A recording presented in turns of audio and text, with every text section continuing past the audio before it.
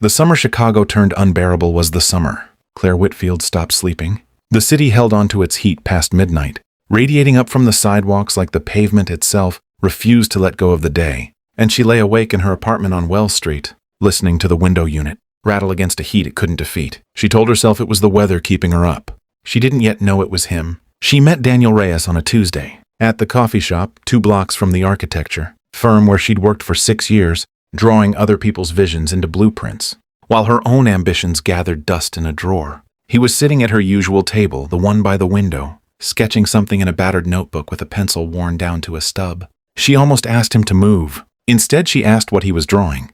"A bridge that doesn't exist yet," he said, not looking up. "Might never exist, but it's nice to imagine it does." She sat across from him without being invited, and he didn't seem surprised.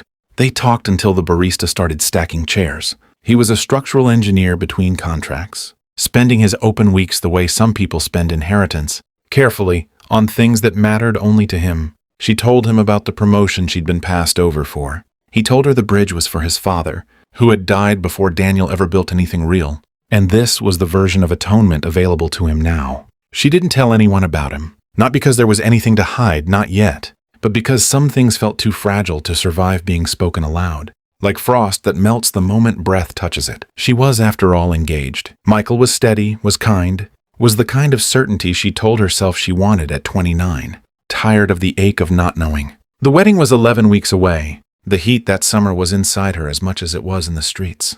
She saw Daniel again by accident, or what she called accident, at the same coffee shop the following week. And then it stopped being accidental, because she started going at the same time every day, and he was always there, like the tide agreeing to a schedule. They never called it anything. That was the unspoken rule between them, though neither of them had spoken it. Whatever this was, it existed in a category without a name, a heat without a source, present but unaccounted for. One evening in July, walking along the river after one of their coffee shop conversations had stretched. Past closing, Daniel stopped on a bridge, an actual one, not the imagined kind, and looked down at the water, catching the last orange light of the day. "I looked her up," he said. "Your fiancé's name, Instagram. He looks like a good man." Claire's stomach dropped the particular way it does when someone says the thing. "You've both been circling." "He is," she said. "Then I don't know what we're doing. Neither do I." He turned to face her, and for a moment the city noise fell away. The honking and the construction and the distant thrum of the L train,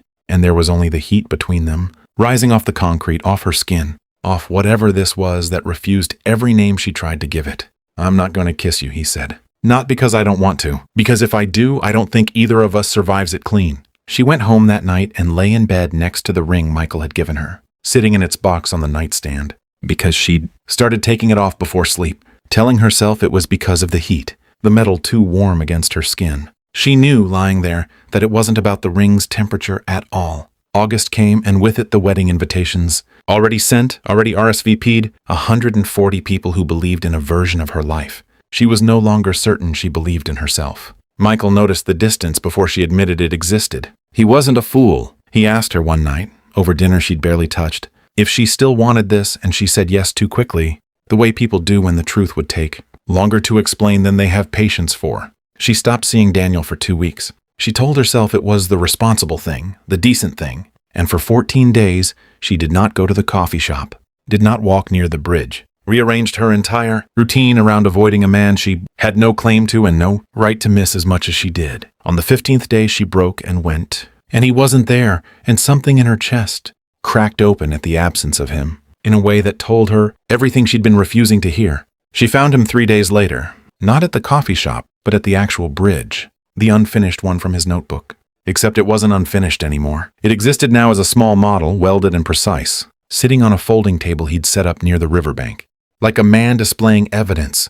"I finished it," he said, "for my father." Seemed like the summer for finishing things. Or starting them, Claire said. And she felt the truth of her own sentence land in her chest before her mind had caught up to it. "Claire." Her name from him always sounded like a question. "I need you to say something true. Just once, not careful, true." She thought of Michael, of the kindness that had never once made her feel the way she felt standing on that riverbank in the dying light of August, unsteady and certain all at once. She thought of the ring on her nightstand, cooling now that autumn was coming, and the wedding invitations already stamped and sent, and the 140 people who would need explanations, she didn't yet have the words for. "I don't want the life I already agreed to," she said. "I think I've known since the day you were drawing a bridge that didn't exist. I think I wanted to be the thing you built next." Daniel didn't move for a long moment, and she watched something in his face give way. The careful architecture of restraint he'd built around himself for 2 months finally, buckling under its own weight. "I've been in love with you since the second week," he said. "I told myself it didn't count if neither of us said it." "It counted," Claire said. "It's counted this whole time." The kiss, when it came, wasn't the reckless collision she might have imagined months earlier. It was slow, deliberate, like something being built rather than something breaking. And the heat that had followed her all summer, through sleepless nights and coffee shop afternoons and 100 half-admissions, finally had a place to go. The following weeks were not simple. Nothing worth having usually is. She called off the wedding in a conversation with Michael that left them both crying in a kitchen that no longer felt like it belonged to either of them. And she meant every apology she gave him. Because kindness deserves acknowledgement even when it isn't enough to build a life on. Her mother didn't speak to her for 3 weeks. Friends took sides they had no right to take. She lost the version of her future that everyone else had already been comfortable with, and she gained, in its place, something that had no name yet. Something she and Daniel were still building. Plank by plank, the way you build a bridge. Not knowing exactly where the other side will land until you're standing on it. By October, the Chicago heat had finally broken, replaced by the kind of clean cold that makes a person feel like they can breathe fully. For the first time in months, Claire stood with Daniel on the same bridge where he'd first refused to kiss her, watching the small model of his father's bridge sitting, now on a shelf in his apartment, finished, no longer imagined. "Still don't have a name for this," Daniel said, meaning the two of them standing there with their hands intertwined against the cold. "Maybe it doesn't need one," Claire said. "Maybe it's just the thing we're building. The heat we couldn't name." He laughed, low and warm, the kind of laugh that had once undone her across a coffee shop table over a stranger's sketch of an impossible bridge. "The heat we couldn't name," he repeated. "I could live with that." They stood there as the city moved around them, indifferent and enormous. Two people who had found each other in the space between certainty and chaos, who had chosen the harder true thing over the easier false one, and who now, for the first time since the summer began, felt entirely, quietly, unmistakably at peace.